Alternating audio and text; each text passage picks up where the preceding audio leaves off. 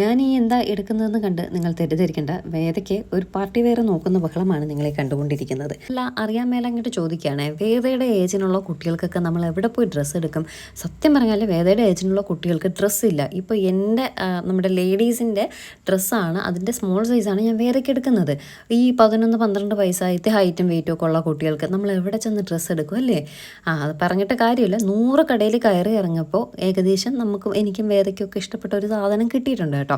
ഒരു കുഞ്ഞ് കല്യാണം നമ്മുടെ കുടുംബത്തുണ്ട്. അപ്പോൾ ആ കല്യാണത്തിന് പാർട്ടിക്ക് ഇടാൻ വേണ്ടിയിട്ടുള്ള സാധനങ്ങൾ നോക്കുക കേട്ടോ. അതിന് വേണ്ടിയിട്ടുള്ള ഒരുക്കങ്ങൾ ഒരുങ്ങുകയാണ്. അപ്പോൾ ഞാൻ പാർട്ടിക്ക് ഒരു റെഡ് കളർ കുർത്തിയൊക്കെ എടുത്ത് വെച്ചിട്ടുണ്ട്.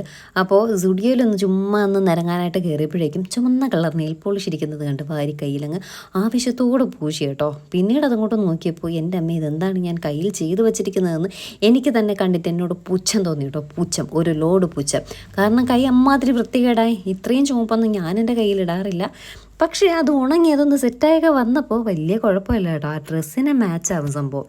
പിന്നെ കുറച്ച് കമ്മലും മാലയും വളയും, മാലയില്ല കേട്ടോ, കമ്മലും വളയും ഐലൈനർ മസ്കാര ഐഷാഡോ അങ്ങനെയൊക്കെ വേണ്ട കുറച്ച് ചപ്പർ സാധനങ്ങളൊക്കെ വാങ്ങണമായിരുന്നു. അങ്ങനെ കുറച്ച് സാധനങ്ങളെല്ലാം വാങ്ങി. ഒരു കല്യാണം വന്നാൽ എന്തോരം ചിലവാണെന്ന് നോക്കണേ.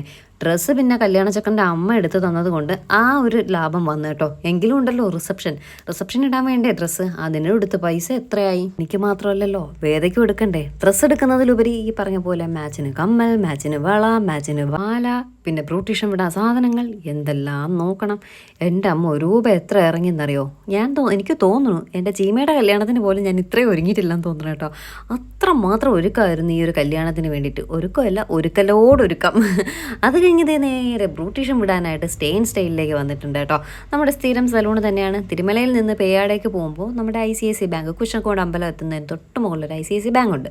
ആ ബാങ്കിൻ്റെ നേരെ ഓപ്പോസിറ്റുള്ള സ്റ്റെയിൻ സ്റ്റൈലിലേക്ക് വന്നു. ഒരു ത്രെഡിങ്ങും ഒരു ഫേഷ്യലൊക്കെ ചെയ്ത് കേട്ടോ. ജീവിതത്തിൽ അധികം ഫേഷ്യൽ ചെയ്യാത്ത ആളാണ് ഞാൻ.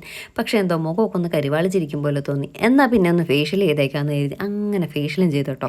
നാളെ കല്യാണമല്ലേ, നമ്മൾ അത്യാവശ്യം കുറച്ച് പേരൊക്കെ ശ്രദ്ധിക്കും കേട്ടോ. അവരൊക്കെ ശ്രദ്ധിക്കുമ്പോൾ നമ്മൾ അത്യാവശ്യം ഒന്ന് മെനക്കൊക്കെ നിൽക്കണ്ടേ. അതുകൊണ്ടാണ് ഒന്ന് ബ്യൂട്ടീഷ്യൻ വിട്ടേക്കാമെന്ന് കരുതിയത്. എന്തായാലും ഞാൻ അവിടെ ചെന്ന് പറഞ്ഞു എനിക്ക് പെട്ടെന്ന് ഒരു ഗ്ലോ കിട്ടണം, നാളെ എനിക്കൊരു കല്യാണമാണ്, കല്യാണത്തിന് ഞാൻ തിളങ്ങി നിൽക്കണമെന്ന് പറഞ്ഞു. എന്നെ ദേ പിടിച്ച് കിടത്തിയിട്ട് എന്തൊക്കെയോ വാരി പൂശി തേച്ച് പിടിപ്പിച്ചൊക്കെ ഒരു സത്യം പറയാമല്ലോ ഒരു വൃത്തിക്കും മെനക്കൊക്കെ തിരിച്ചിറക്കി വിട്ട് തന്നു കേട്ടോ. ഒരു ചെറിയ ത്രെഡിങ്ങും ഒക്കെ കഴിഞ്ഞ് വന്നപ്പോഴേക്കും എന്നെ കാണാൻ ചെറിയൊരു മെനയൊക്കെ വന്നിട്ടുണ്ട്. അല്ലെങ്കിലും എനിക്ക് എന്തെന്ന് കാരണവന്മാർ തന്നിട്ടുണ്ട് കോലം എന്താ മെനയും വൃത്തിയൊക്കെ. എനിക്ക് ഡയലോഗ് കിട്ടുന്നില്ല. ആ സംഭവമൊക്കെ നമുക്കുണ്ട്. എങ്കിലും ഒന്നുകൂടെ നമ്മളൊന്ന് വൃത്തിയായി കേട്ടോ. ആ ഒരു പാർലറിൽ കയറി ഇറങ്ങിയപ്പോഴേക്കും ഒന്ന് ലുക്കൊക്കെ വന്നു.